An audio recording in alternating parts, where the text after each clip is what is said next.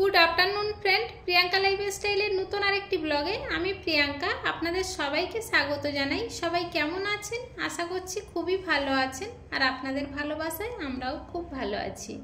आजकेर एखन ओई 4:30 मतो बाजे और एखन थेकेई ब्लगटा शुरू करछि। तबे पुरो ब्लगटा प्लिज स्किप ना करे देखबेन, आशा करछि खूबই भालो लागबे। कयेकदिन धरे तो अनेक रकमेर ब्लग दिए जाচ্ছি, तबे आजकेरे आमी एकटा मन्दिरे पुजो दिते जाबो और साई बाबार एक आश्रमे प्रार्थना है सेखाने যাব। तो सेई ब्लगटा आपनादेर संगे शेयर करब, तो प्लिज आमार संगे थाकबेन।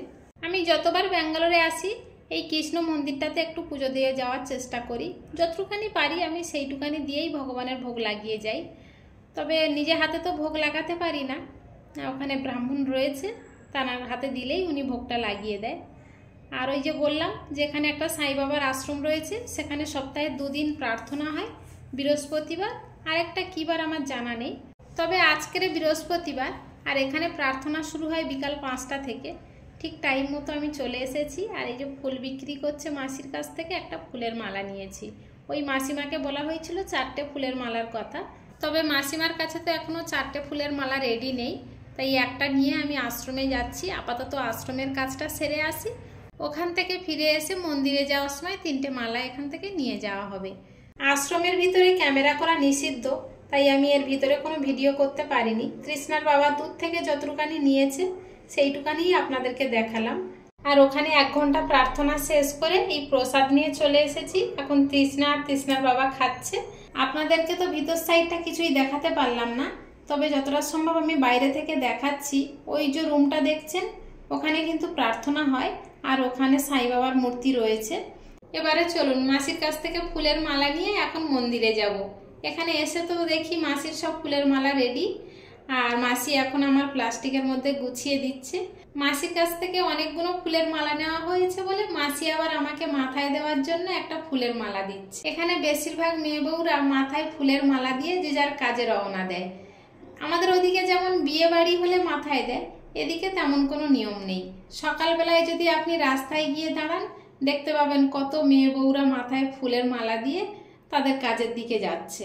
মাসির কাছ থেকে এতগুলো ফুলের মালা নেওয়া হয়েছে বলে মাসি তো খুব খুশি হয়েছে আর হাসতে হাসতে আরও কিছুটা লুজ ফুলও আমাকে দিয়ে দিচ্ছে। চলুন এদিকে ফুল নেওয়া কমপ্লিট, এবারে আমরা একটু মন্দিরের দিকে যাই। অনেকটা সন্ধ্যা হয়ে আসছে আর এই টাইমেই সন্ধ্যা আরতি হবে। তার আগে যদি ঠাকুরমশাইয়ের হাতে এইগুলো না পৌঁছিয়ে দিই তাহলে ঠিক টাইম মতো উনিও ভগবানের ভোগটাও লাগাতে পারবে না। আর এই সন্ধ্যাবেলা তো সবাই ভোগ প্রসাদ নিতে আসে, তাহলে সবাইও ভোগ প্রসাদ পাবে না। যেখান থেকে ফুলের মালা নিলাম ওখান থেকে একটুখানি দূরে হেঁটে যেতে হয়, তবে আবার সন্ধ্যা হয়ে আসছে তো ওই জন্য একটু বেশি ভিড় মন্দিরের সামনে। চলুন তাহলে পুজোটা দিয়ে আসি, তারপরে আবার কথা হবে আপনাদের সাথে। আমি গত বছরে যখন এই মন্দিরে পুজো দিতে এসেছিলাম মন্দিরটা এত সুন্দর আর এত বড় ছিল না। এবছরে এসে দেখছি মন্দিরটা অনেক বড় হয়েছে, আরও অনেক সুন্দর কারুকার্যও হয়েছে আর মন্দিরটা সুন্দরভাবে সাজিয়েছে। এখানে যতগুলো মন্দির বা আশ্রম দেখা যায় সবকিছু কিন্তু দানেই বেশিরভাগ চলে। আমরা বা কতটুখানি দিতে পারি ভগবানের জন্য? অনেকেই রয়েছে ভগবানের জন্য 2 হাত ভরে উৎসর্গ করে দিয়ে যায়, আর তাদের জন্যই মন্দিরগুলো এত সুন্দরভাবে গড়ে তুলতে পেরেছে। এখানে যে ব্রাহ্মণ ঠাকুরকে দেখছেন উনি কিন্তু তেলেগু ভাষায় কথা বলে, উনি আমাদের বাংলা কথা বুঝতে পারে না। আর আমি যখন মালাগুলো নিয়ে দিয়েছিলাম আমাকে বলছিল তুই নিয়ে যা, সকালে এসে দিবি।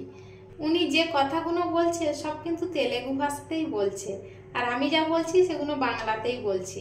এবারে উনি যা বলছে আমি সেটা বুঝতে পারছি না, আমি যেটা বলছি উনি সেটা বুঝতে পারছেন না। তবে আমাদের মাঝখানে একজন ছিল, সে আবার হিন্দি বলে ওনাকে বুঝিয়ে দিচ্ছে। তাই উনি আবার বললো ঠিক আছে আমি এগুলো রেখে দিচ্ছি, সকালে পরিয়ে দেব, তবে তুই এই ফুলগুলো নিয়ে ওই নবগ্রহ ঠাকুর আছে ওখানে পুজো দিয়ে আয়। তাই আমি সেই ফুলগুলো নিয়ে এখন নবগ্রহ ঠাকুরের চরণে সাজিয়ে দিচ্ছি। আর এখানে যতগুলো ঠাকুর দেখছেন সব কিন্তু কোষ্ঠী পাথরের ঠাকুর। কি অপূর্ব লাগছে দেখুন। সত্যি এইসব দৃশ্য আর যে কবে দেখতে পাবো আর দেখতে পাবো কি না তাও আমি নিজে জানি না। আমি শুধু ভগবানের কাছে এই প্রার্থনাই করি যখনই আমি এখানে আসবো তখন যেন তোমার চরণে একটু সেবা দিয়ে যেতে পারি। সেটা আমার যেমনই সামর্থ্য হোক সেই সামর্থ্য মতোই আমি যেন দিয়ে যেতে পারি, কোনোদিন যেন তোমাকে ভুলে না যাই।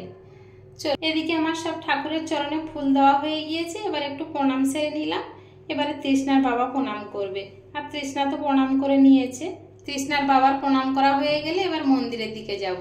ঠাকুরমশাইয়ের হাতে ফুলের মালা আর প্রসাদ দেওয়া মাত্রই ঠাকুরমশাই কিছুটা ফুল আমার হাতে দিল, দিয়ে বলল ওদিকে নবগ্রহ রয়েছে, ওই নবগ্রহকে আগে ফুল দিয়ে এসো তুমি।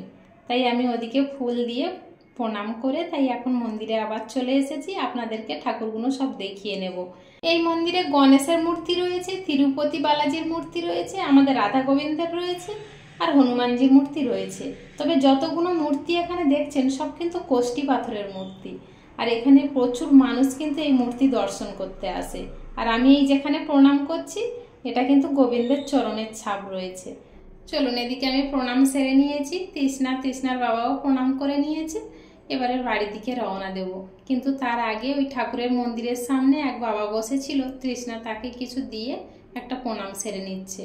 আর ওই বাবা বলছিল আমাকে প্রণাম করার আগে গোবিন্দকে প্রণাম করো। তাই তৃষ্ণা আবার গোবিন্দকে প্রণাম জানিয়ে বাড়ির দিকে আমরা চলে এসেছিলাম।